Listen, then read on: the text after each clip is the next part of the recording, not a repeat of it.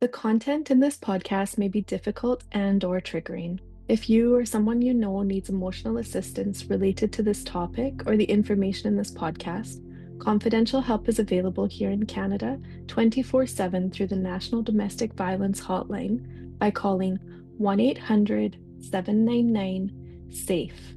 That is 1-800-799-7233.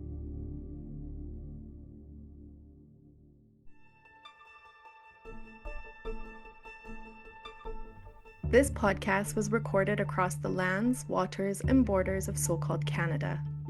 We acknowledge that the lands that we work and live on are the ancestral lands of First Nations, Inuit, and Métis peoples. This includes the lands that are unceded, as well as lands that are governed by the promises, much of them unfulfilled, of the numbered treaties.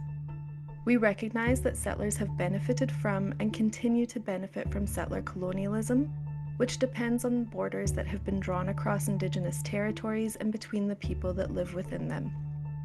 We also acknowledge the manifold ways that settler colonialism has displaced and harmed Indigenous people, particularly Indigenous women, girls, Two-Spirit, and gender-diverse people who disproportionately experience gender-based violence in Canada.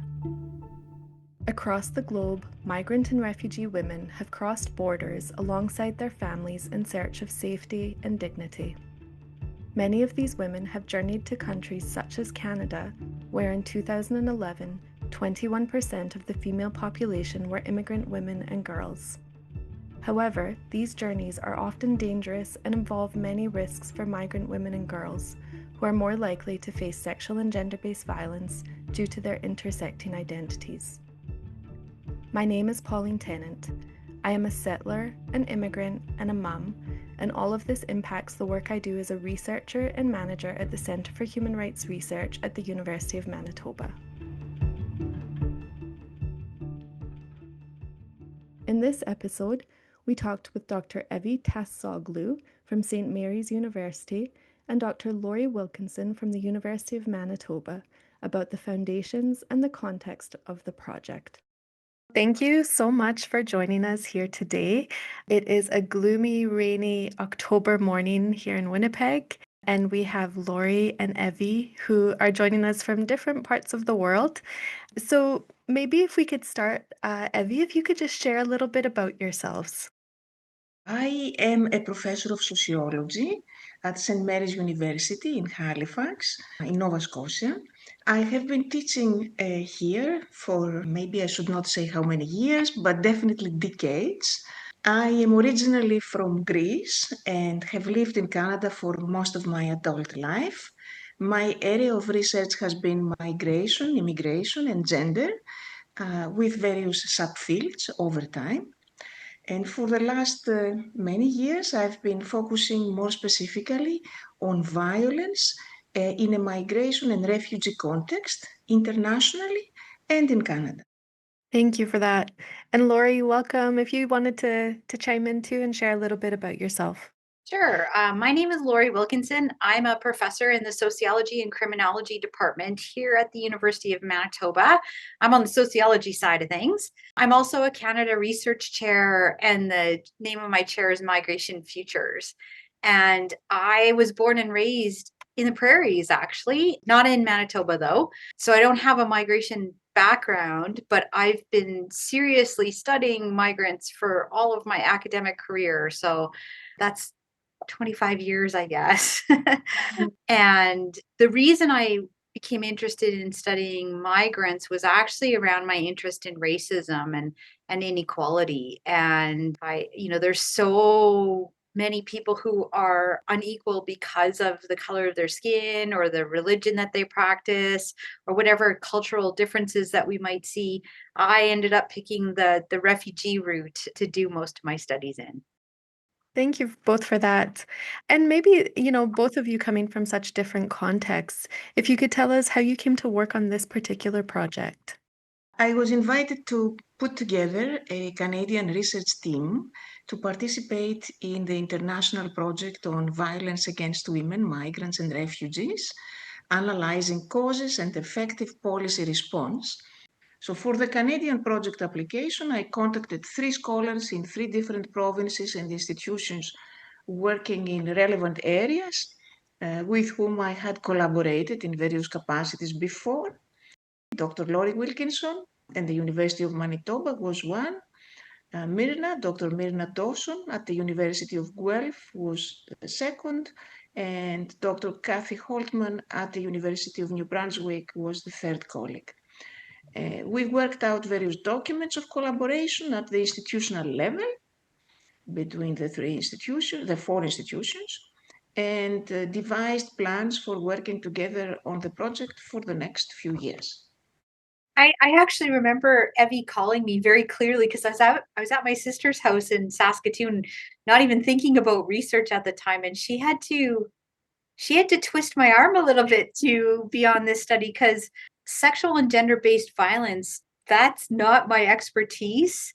And really the only exposure I had prior to this project, I thought, was working with Resolve Network. And that's a national network of scholars looking at gender-based violence in Canada.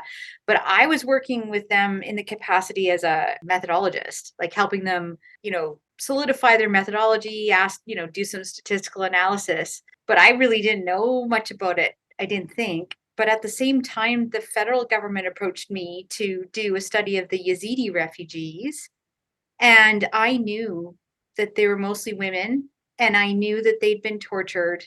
And so in working with this group of people, I had a trial by fire study in sexual and gender-based violence. And so also Evie's very persuasive.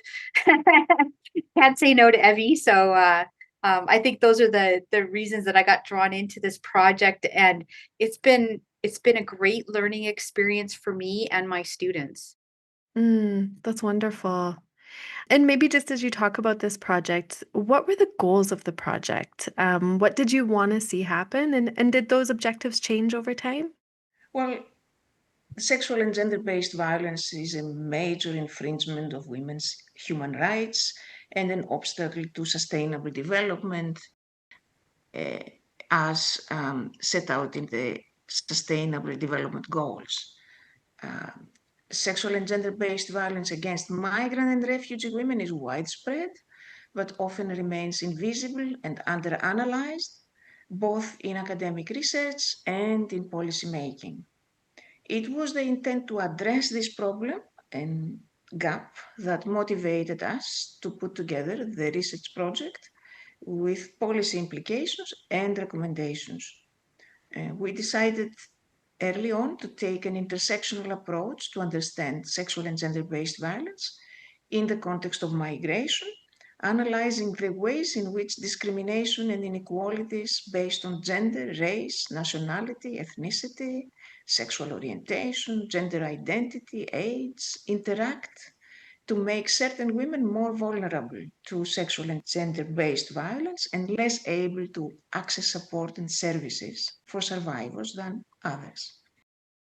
Sexual and gender-based violence may be exacerbated by policies aiming to restrict immigration or to increase control of borders, which can push women into adopting dangerous routes to arrive in the country of destination.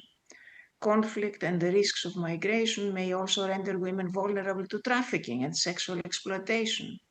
Conditions of reception and policies for integration in receiving countries may also lead to increased risks of sexual and gender-based violence for migrant and refugee women. But these women are not just victims, and their strategies and agency should also be explored. We lack a systematic understanding of the underlying dynamics that reproduce patterns of violence, changes that may have happened in the course of the project. Of Overall, course. the objective did not change in the course of the project. However, from the very beginning, these objectives had to be adapted to the particular country contexts. So, as I said, there were 7 countries. In the Canadian context, in the course of the project, we made a decision about halfway to expand our qualitative data by including existing data from 2 other projects. The project on the Yazidi women's experiences of sexual and gender-based violence that Laurie already referred to, and I'm sure can speak much more about, and the effects of the violence, the horrific violence they had experienced on their health and integration needs in Canada. And the second set of data came from the Canadian Domestic Homicide Prevention Initiative with Vulnerable Populations, that goes by a very long acronym that I never quite remember. Our project unfolded during the COVID era, and the original idea was for face-to-face interviews, but this idea very quickly we were forced to reconsider, and even recruitment could not take place as originally anticipated. So we thought that it would be a good idea to actually expand our databases by engaging in secondary analysis of already developed databases. I'm sure Laurie wants to add here to the project that she was directly involved, the Yazidi project. Yeah, so I think the pandemic, really threw a wrench into everybody's research, right? So we only had a year into the project when the pandemic started, and it shut down our ability to do face-to-face interviews in all 7 countries. And as you can imagine, when we're talking about sexual and gender-based violence, it's hard to do in face-to-face. It's probably harder to do it online, because you have to make sure that the person's in a place where they're safe and no one's hearing them. And during the pandemic, right, many people were stuck in their houses exclusively, right? So I think one of the needs we had, and the other projects had to have too, is like a way to get data in a way that was safe for the women. And that's why we turned to using some of the data from my project and from Myrna's project, just simply because those 2 projects were already underway. We were already in the field collecting the data when the pandemic happened. And so we were in a slightly better position. And I think that's one of the contributions that at least the Winnipeg site and the Guelph site made to the overall project, is being able to actually have a bit different set of data too, because I think also in the way that we recruited women, we would have been less likely to pick up any of the Yazidi refugees in particular, because many of them, not only were they not literate in English or French, they're not literate in their own language. And so learning the writing, the comprehension of a new language would just be too big a barrier. So my team had Kurmanji speaking interviewers, and that was very helpful to collect the data, as was the fact that the interviewer we hired was Yazidi herself. And I think with that particular population, they needed somebody from their own community to speak to. Mm-hmm. Yeah, absolutely. The levels of trust and as you say, safety. You've been working in this field for a long time, and the acronyms come by much easier for some than others. And so you use the term SGBV, so sexual and gender-based violence. And I'm wondering if you could just share a little bit about what you actually mean by that term. Certainly. We started the project using the term sexual and gender-based violence, but then in the duration of the project, I think we switched to gender-based violence. I am using the terms in a kind of alternating between the two as kind of equivalent, okay? We mean the same things. We mean all forms of violence that is directed against someone on account of their gender and intersectional positionality. So that's the basic understanding. However, in the context of the project, because the title of the project is Violence Against Women, Migrants and Refugees. Okay, so we have included, in addition to the definition of gender-based violence, we use generic violence that has gendered and intersectional consequences, that is affecting men, women, and non-binary individuals in gender-specific and intersectional ways. So it is generic violence with gendered and intersectional consequences as well. And we understood violence also operating on the interpersonal levels, but also systemic levels. That is, as perpetrated by individuals, but also legal and policy regimes, states, institutions, and discourses. Okay, not necessarily with intent, but Nevertheless, we don't need intent in such definitions. Thank you. And we saw in some of the work that's been published as a result of the project, you described sexual and gender-based violence as a continuum of experiences. What did that mean in the context of this work? Yes, we use the concept of the continuum of violence, which we originally read about and received from Kelly's kind of classic theory. Kelly did not apply the continuum of violence to migrants and refugees specifically, so we extended it to migrants and refugees. But the concept of the continuum of sexual and gender-based violence, at the time this was the term I think that was used. So the continuum highlights that there is a basic common character to the sexual and gender-based violence, and that there are no distinct categories of such violence because they are all intricately connected, with some being more frequent and less likely to be criminalized because they are so frequent, and sometimes even defined as acceptable behavior, for example, sexual harassment, while other forms of violence are less common and more likely to be punishable by law. For example, incest. And our empirical findings suggest that when it comes to migrant and refugee women, the range of forms of violence they experience is quite different for them than for native-born women. In other words, if you apply that concept from Kelly to a migration and refugee context, you don't get the same range and of forms of violence. Now, why this is significant? It is significant from a policy perspective because you want to have an inclusive understanding of sexual and gender-based violence and to know exactly how it is affecting particular populations, and so that you can target interventions, for example. But the continuum, as we kind of stayed with the concept, the idea of the continuum of sexual and gender-based violence, in fact, has more than one meaning. So there is a continuum of temporal and spatial stages, spatial in terms of space, in the migration process, with distinct forms of sexual and gender-based violence taking place in various stages of the migration journey. From the original, for example, conflict that may have propelled individuals to leave, during flight, during displacement, in transit, and then in arrival to safety. So the notion of the continuum as continuity of violence has been used by other researchers with reference to the distinct forms of gender-based violence that affect women during the migration process, and especially during forced migration journeys, with the latter being conceptualized as non-linear processes with various temporal and legal status associated stages. For example, the continuum has been applied to understand distinct forms of gender-based violence taking place in conflicts, in flight, displacement, and upon arriving to safety.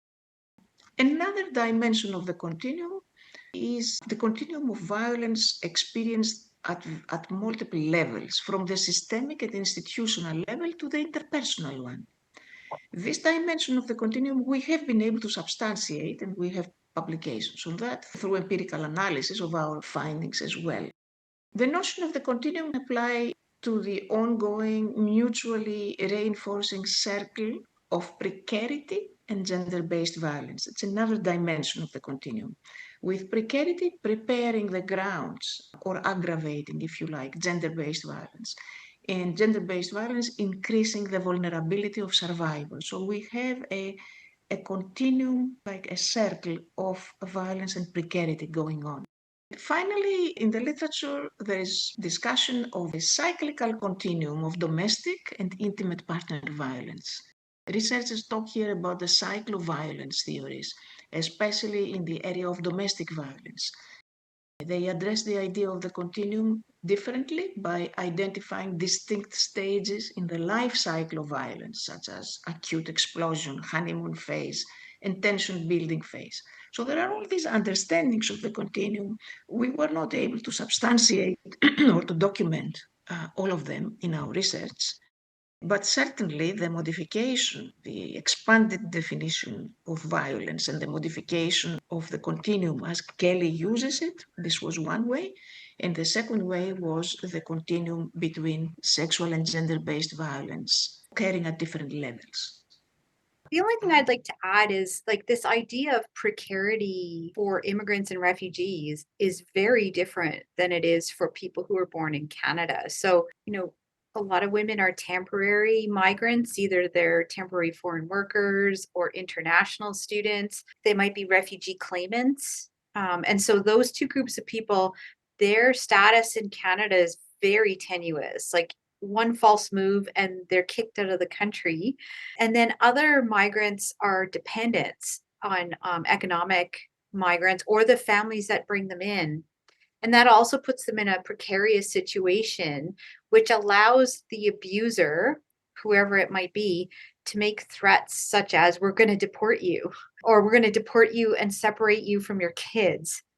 And that is a reality that people born in Canada, they don't have to worry about. But also, many of the people who make these threats don't realize that there's laws to help women in these situations, but the women themselves don't realize that either. And so that puts them in a precarious situation. And the threat of being deported, like my partner can deport me or report me to the immigration officials, that's real.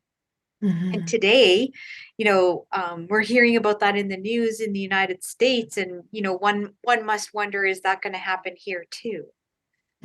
So I think that's a very powerful threat that other women don't necessarily have to experience. Yeah, and that challenge of being inclusive that you mentioned in terms of the understanding of sexual and gender-based violence, but also recognizing the specificity that because that precarity has laid the groundwork as we prepared for this podcast was just an important consideration for us. And also just the idea that this project brought in all categories of migrants and coming up with that inclusive nature.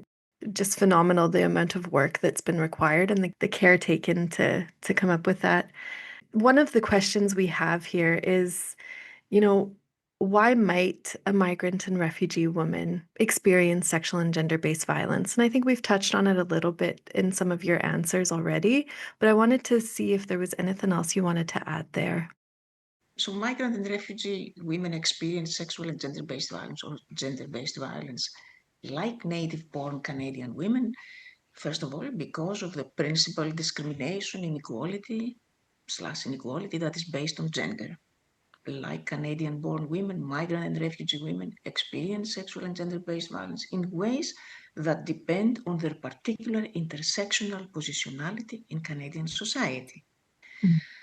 Our gender and intersectional approach allows us to explore and understand the specific vulnerabilities of various categories of migrant women.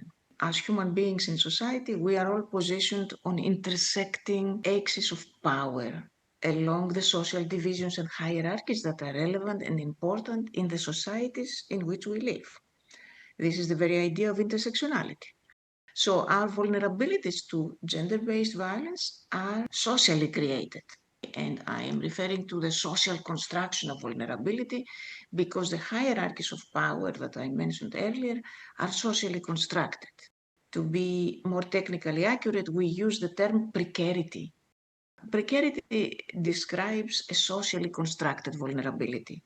Okay. So in our Canadian project, we use a gendered intersectional approach examining the vulnerability to gender-based violence of migrant women, and that's a very broad term, including, as is the term women, not essentialist in any way. It includes self-identifying women of different classes, ethnic, racial identities, national origins, ages, and legal statuses. Much more importantly, in Canada, we argue that some categories of women are less protected and have less access to services than others. And more specifically, the category of migrant and refugee women we use in our Canadian project is a broad one and includes different groups with diverse legal/citizenship statuses, connected in turn with differential rights and entitlements in terms of health access, income assistance, settlement services, and so on. So differential access to rights, depending on one's legal status, contributes to increased vulnerability.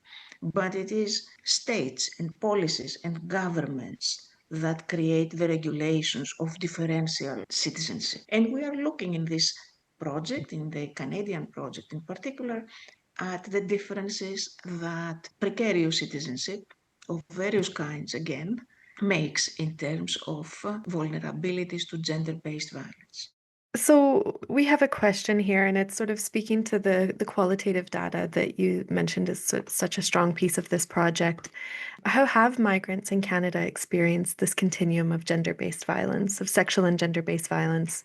And are there any sort of, stories or anecdotes that stick out to you that speak to that? Our findings reveal that migrant and refugee women experience the continuum with a more frequent being more invisibilized and considered common sense, and the less frequent being criminalized. However, we have also identified two important differences as a result of our feminist and intersectional analysis, that you cannot capture these differences unless you use a situated intersectional analysis. The differences are, number one, that the range of violence forms is different and expanded for migrants and refugees than for native-born women, with unique forms of violence. And Laurie gave us specific examples before of the forms of threat that Canadian-born or native-born women do not experience. But immigrants, especially with increased vulnerabilities, experience in a kind of more intense, in a more aggravated form, and with more significant consequences as a result. And the second difference is that the experience of precarious legal status in combination with linguistic challenges and challenges associated with immigration as a social status amplify, that is, aggravate the consequences of sexual and gender-based violence for migrant and refugee women. You asked about examples. We have lots of examples. In terms of methodologies, we had qualitative interviews with key informants, that is, service providers, policymakers, and people from government, and so on, as well as interviews with survivors, victims/survivors of gender-based violence. So this example here is provided through a key informant. So this key informant stated the following. We had a woman that we did not even know, basically a former refugee who is now a citizen, sponsored her as his wife and brought her to the country, and her sponsor became her abuser. We did not even know she was here because she had come through a sponsorship. He was her interpreter. He was her sponsor receiving the money. He was in charge of absolutely everything, and she had not been out of the doors. She did not know the area. She knew nothing, very isolated. So that's a consequence of the particular status, but most importantly, linguistic limitations, linguistic challenges, absence of networks, and so on. Another key informant cited an example of a client whose husband's family killed somebody from the wife's family to threaten the wife back in the country of origin. Other things that we see in relation to working with the immigrant and refugee population is using relatives back in the country of origin to threaten their partner's relatives. We actually had somebody in Africa whose husband's family killed somebody of the wife's family to send a message. Targeting the family may be happening in gender-based violence, domestic violence, intimate partner violence in Canada as well. But here, the amount of violence and therefore the amount of threat received, felt by the woman is, I think, reaches a different level. I guess the only point that I would like to make, and I don't know if it's relevant here or not, is the difference between chronic and acute stress. In Canada, because it's so hard to get to Canada, most of the time, most of the refugees that we encounter in settlement services, they have chronic trauma, meaning that trauma's happened a while ago. Most people have not had any kind of formal treatment because they're refugees and they're moving from country to country. But by the time they get to Canada, even though they haven't had any treatment, they're in the chronic stage, which is not immediate. And so with some of the newer arrivals, like with the Yazidi, many of the Afghan and the Ukrainians, they're in a level of trauma that's more acute than chronic.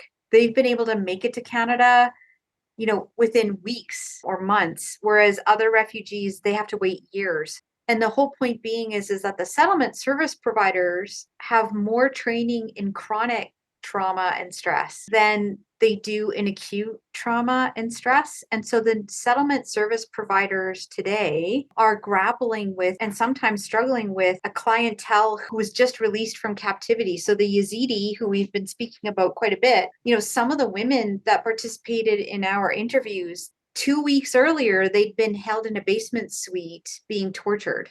So I think from the settlement service provider perspective, there's, a lot of need for training in acute levels of trauma and stress, and also more culturally considerate forms of therapy as well. So we still have a Western model here in Canada, and to find somebody in Canada that can help you is also a challenge, regardless of whether or not your trauma is chronic or acute. So that adds challenges to helping people, kind of, because you don't get over trauma, you get through it. And so that adds to the challenges. Yeah, absolutely. And I mean, I think regardless of that sort of chronic or acute trauma and the examples that you shared as well, I'm wondering, what is the extent to which migrant and refugee women are able to ask for help during these times? There is no universal answer here, depending on the support available and how the victim and survivor organizes what is available to her. That is what we call, depending on the social ecology of resilience. Okay, this is the theory that we draw upon. Migrant and refugee women who are gender-based violence survivors have shown their agency and survival. And here, another interview excerpt from a key informant who describes a woman with a spine of steel. She called me recently to say that she finished her 4th year of university. She went back to school. I'm so proud of her. She was being abused. She went back to school and finished. I think a lot of that was that the woman has a spine of steel, honestly speaking, because, she made it through on her own with a little bit of emotional support from me, that's a service provider speaking, and a little bit of support from the outreach worker at strategic points when she really needed it.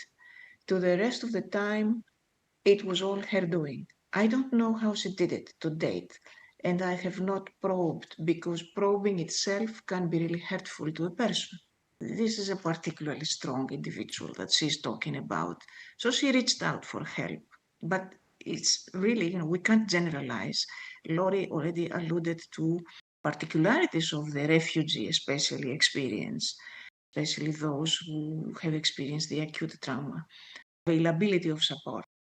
From another shelter worker who comments on the most important quality in a migrant woman's survival of gender-based violence. They seem to have the strength to be able to develop significant relationships, strong friendships that they keep over time. And I admire that quality, and I think that it fits their ability to be so resilient and to create connections and sort of substitute the connections that they are missing from their family. They come from places where they are so surrounded, it's not always supported positively, but still there are people around you and they end up so alone here. So that ability to create connections is probably one of the biggest strengths that I notice in them. So she is referring to what it takes to make that step out in seeking help. And then another example of importance of supportive relationships between survivors and staff of community organizations here. When services are closed, they know there's another space or another safe space that they can go. We have seen also where parents are helping each other in terms of childcare as well. So if they know that their friend or their family is going through intimate partner violence, but they are not ready to change or move away, so they will offer to come and drop off food and maybe stand at a step and talk to each other just for 5 minutes. They will offer and look after each other's kids for a week while the other person is figuring out what to do. So she's referring to contacts among and support networks, informal support networks among survivors. But these support networks are being created through the participation in a community organization that provides the original space, safe space for the women to meet. Then another factor that may prompt seeking help. Sometimes the incentive for a migrant and refugee woman to think and act differently about their experiences of gender-based violence is provided by her children. And here is another shelter worker shares the following. She was petrified of the police because she said they will never be able to help me. But when someone in the neighborhood did call the police, she and her 3 children were sitting outside on the front doorstep. And it was her young son who said, "You know, Mommy, the police have come to my school. They are fine. They are not going to hurt you. They are going to listen to you. They are here to help you." Okay, so that was the beginning of her, it led to her being sheltered here. So she took the step because the children urged her and created some sort of a shift inside herself in terms of thinking about safety from the police, with whom she might have had completely different experiences in the country of origin, for example. The fear of authority is a huge factor, not just for newcomers, but also for women born in Canada. But I think the special thing about newcomers is, especially if you've been in a context of war or you're part of a group that's been marginalized or persecuted, police are scary people. And, until recently, the Canadian context, there hasn't been a lot of opportunities for newcomers to meet the police in ways that are more inviting for them. So I think that's something we need to work on. Evie, you had mentioned at the beginning that the violence, the sexual and gender-based violence against migrant women is often invisible, but so too is their work to resist and to work through it, as Laurie had mentioned. As we know, immigration policies are formative to the experiences of migrants and refugees in Canada. In the research in the project that you have both worked on, did immigration policy contribute to that precarity, to the vulnerabilities of migrant and refugee women and what they face through their journeys with sexual and gender-based violence? First thing that comes to my mind when I think about that question is that immigration policy was so focused on trying to identify the people who have fraudulent relationships, instituted all of these checks and balances, which sometimes are ridiculous. Like you used to have to send in pictures, you and your spouse, to legitimate your marriage. You had to write letters, people to say, no, like these guys really are married. They really do love each other. So this focus on preventing fraudulent marriages is actually unhelpful to people who need support in a relationship that is abusive because of this precarity in the immigration status position that I was telling you about. So because the policy is laser focused on preventing fraudulent marriages, it does nothing to help and get, like, there's very few protections, and the protections that are there, most people don't know about. Or, if you want to leave and you know that there's protections, where do you go? The shelters are full. Shelters may have preferences for Canadian born residents because of the precarity of the immigrant status and because they're stuffed with people. And so I think, that's a major way that immigration policy hasn't been as receptive to the needs of women who were experiencing violence. But I also have to defer to Evie because she knows more about this than I do. Well, thank you. This was a great example that needing to prove the relationship. Thank you for that. You reminded me. Generally, the general response to whether and how immigration policy contributes to the vulnerabilities that migrant and refugee women face throughout their migration journey. Okay, I would say this. The fault lines in the protection of migrant and refugee gender-based violence survivors in Canada extend well beyond the immigration legal and policy framework into the legal and policy framework for protection from gender-based violence in general. And the fault lines are also in the interface of the two. So, but speaking, since the question is asking specifically about immigration and refugee protection, we have the Immigration and Refugee Protection Act. The goal of the Act is to safeguard legislation for the governance of immigrants, refugees, and refugee claimants. So while the IRPA provisions protect vulnerable migrants and refugees, there are several problems in the implementation of the protective grounds that point in turn to policy gaps. Number one, while gender-related persecution is recognized in the guidelines of the Immigration and Refugee Protection Act as legitimate ground of protection in seeking asylum, oftentimes gender-based violence-related persecution claims tend to be seen in gendered, stereotypical, and racialized ways.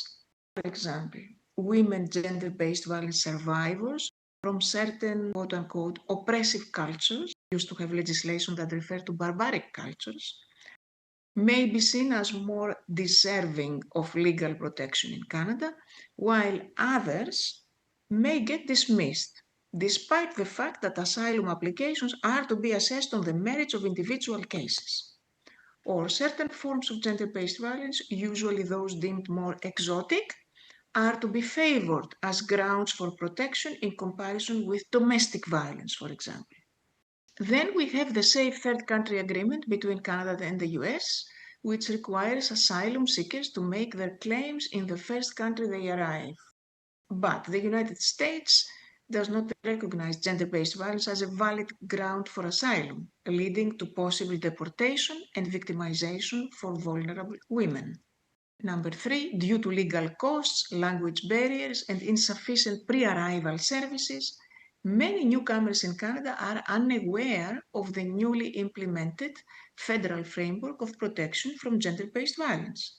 Lastly, although we have a Supreme Court decision in Canada, the 1985 Singh ruling, which extended charter protection of life, liberty, and security, as well as procedural fairness to everyone physically present in Canada, not all charter rights apply to non-citizens. Thus, the Singh decision provides procedural rights within the immigration process, but does not guarantee a particular outcome or a pathway to permanent residency. A gender-based violence survivor could have the refugee claim denied and still face deportation if other immigration options are exhausted. For example, immigrant women victims of gender-based violence with precarious immigration status may fear deportation if they report abuse and exploitation, especially if their legal status is tied to their abusive partners. So these are like four ways in which Canadian legal and policy framework fails to protect women, migrants and refugees, different degrees of failure depending on the particular legal status of the woman, and are also victims or survivors of gender-based violence. The Canadian immigration policy framework does not act as a barrier for women seeking asylum. It contains, however, policy gaps in not providing adequate protection for particular categories of women, such as those who have experienced gender-based violence in their home countries and are seeking asylum to Canada, that is before arriving, or upon arriving, applying for asylum. And number two, for women of precarious status who are experiencing gender-based violence in Canada. So these are two different categories. Our other question here, and you've touched on it as well, How does immigration policy contribute to the vulnerability or that precarity that migrant and refugee women face in terms of sexual and gender-based violence after the migration process? Do the policies surrounding sexual and gender-based violence in Canada help minimize those vulnerabilities at all? Rights and entitlements for healthcare, for settlement services, for income support are all tied in with legal plus citizenship status. As such, they prepare the grounds for vulnerability. Migrant and refugee women fall through the cracks of the protection system as sexual and gender-based violence protection policies do not guarantee permanent resident status. The Singh decision that I referred to earlier is a critical safeguard against unfair process within Canada's immigration and refugee system. For women with precarious status who are victims of gender-based violence, it provides the fundamental right to a fair hearing for their claims. However, it's not a shield against violence. Their full protection depends on a combination of specific government policies and the ability to overcome significant systemic barriers to access justice and support. It does not guarantee permanent resident status in Canada either. The government has introduced recently temporary residence permits for victims of family violence to provide temporary legal status, access to healthcare, and work permits. Recent updates have improved the program by extending the permit length and by waiving application fees. These are very important changes. Victims of violence may also be eligible to apply for permanent residence on humanitarian and compassionate grounds. However, this process is discretionary.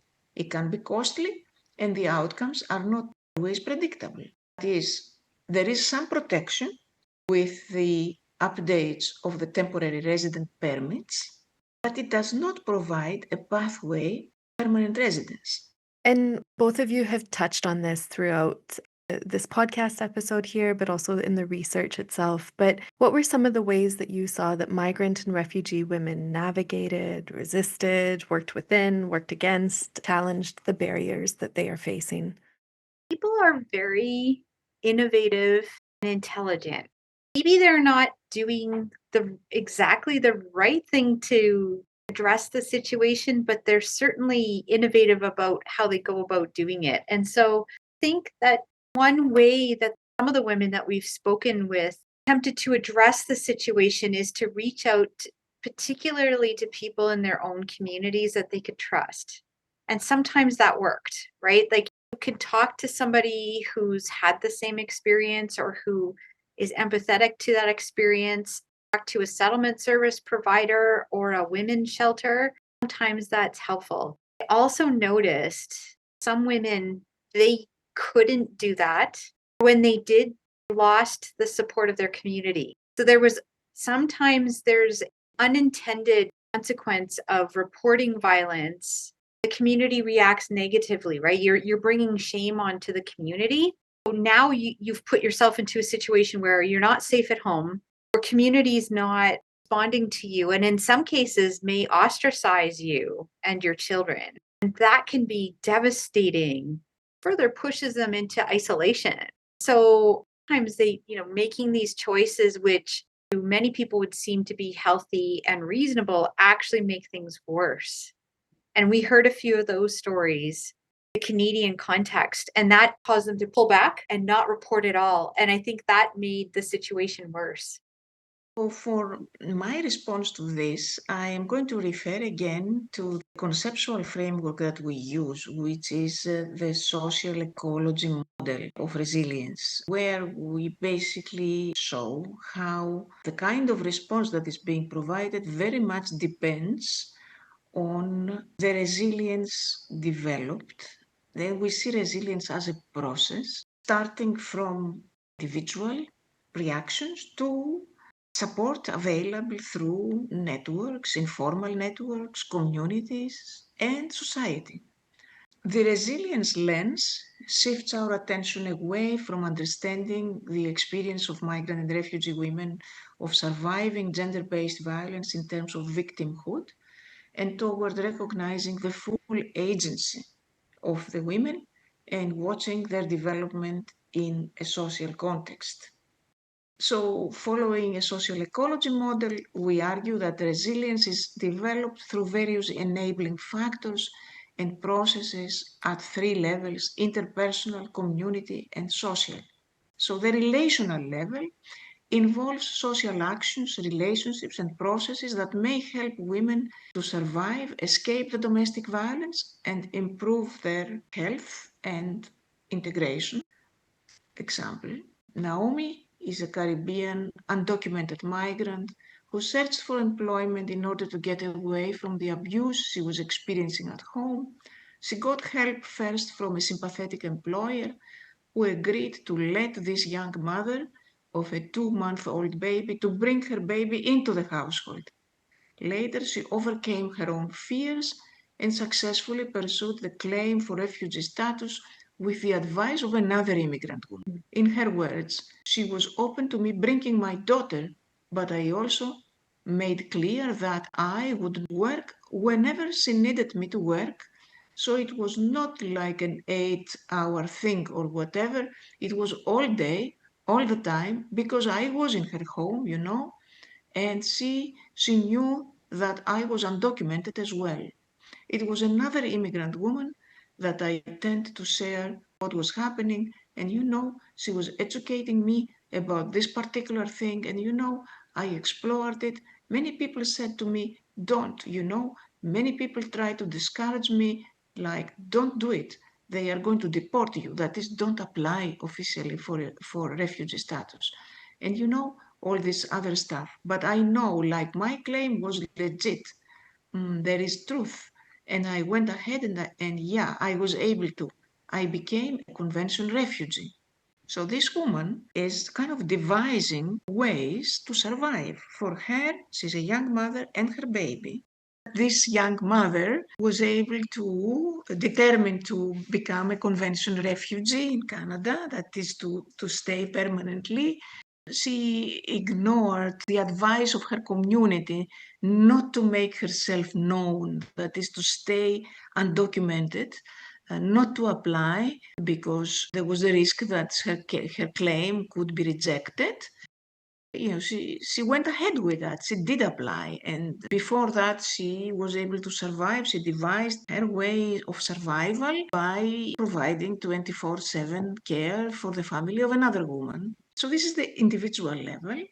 At the community level, the case of another woman, Monica, who mobilized multiple individuals and community resources in seeking help to stop her husband's abuse. I had a very good psychology professor. The woman was going to school. And that time I had moved to a particular university. And because my husband had a very difficult upbringing, he didn't trust a lot of people. But for some reason, I figured he will trust the professor. And it was a good match. So I approached the professor, and he also had his own private practice, psychology. And I asked him if it is okay to see me and my husband, and he did. It was very nice what he did. He also brought in his wife, who was also a psychology counselor and therapist, and he said 2 men against 1 woman on domestic violence. So he asked whether it was okay for his wife to join us during the consultation. So the 4 of us met, and it was all good. I have to say, the physical violence stopped after this consultation. She was eventually able to leave the abusive relationship with the support of a grassroots community organization. I could go on with her story here, but I think that you got the idea of how supportive others and the community are vital in terms of enabling the woman to move to the next level beyond her own initiatives and sort of strengthen herself to survive. At the social level, accessing healthcare was a positive experience for Monica even before the time of zero tolerance policies. It enabled her to survive, leave the relationship, successfully obtain a university education, and find employment as a social worker. I never had a bad experience with healthcare, Monica says. When he took a plastic container and hit my head, and my head opened, Sunday morning, when I woke up, it was bleeding, so I went to the hospital. I don't even remember what I said, but probably I said it was a domestic incident. I don't know if at that time there was zero tolerance, but they didn't report it. But they gave me very good care and I could go home again. And we were working. I was a social worker and there was a good system in place, but most often people didn't know where to go.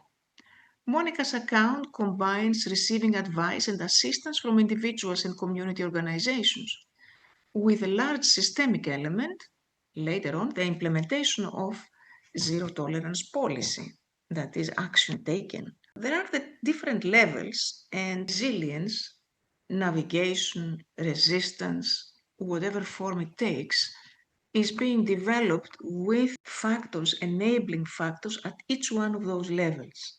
Yeah, wow. I mean, it's so hard to think about doing all of that while adjusting to a new country and living through those challenges. Through this conversation with Evie and Laurie, it becomes clear that migrant and refugee women experience gender-based violence in a different way compared to women who are domestic to Canada. By using an intersectional lens, we can see how the intersecting vulnerabilities of migrant and refugee women come to determine their experience of gender-based violence, which is structured by immigration policy and programs in Canada. The project calls for service providers and policymakers to acknowledge the unique experiences of migrant and refugee women as they work on GBV support and prevention. This podcast would not be possible without the GBV-MIG project, which is funded through the GenderNet Plus joint call on gender and the UN Sustainable Development Goals and the Canadian Institutes for Health Research. This podcast was produced by CHRR's Knowledge Mobilization Coordinator, Angela Ciceron. We are also indebted to the rest of the GBV-MIG team for their work on this project.